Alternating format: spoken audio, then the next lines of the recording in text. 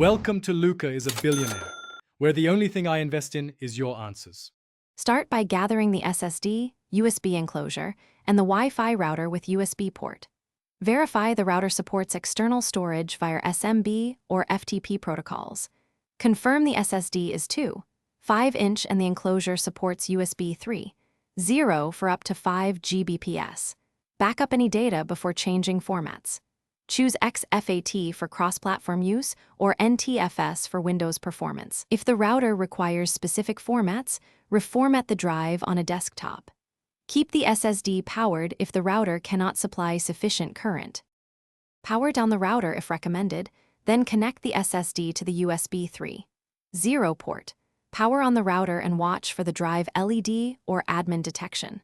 Log into the router admin web page using the router IP address. Open the USB storage or sharing section and enable SMB or FTP file service.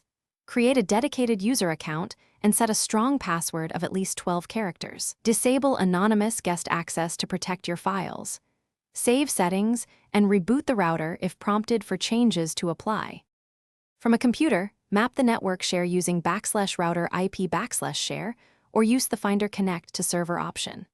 On mobile devices, use an FTP app or the Router Companion app to browse files.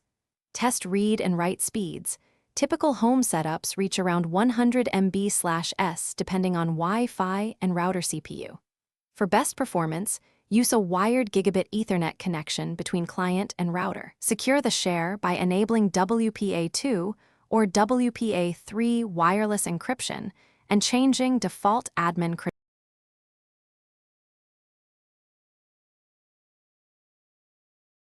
Thanks for watching and please subscribe. It's the best investment you'll ever make.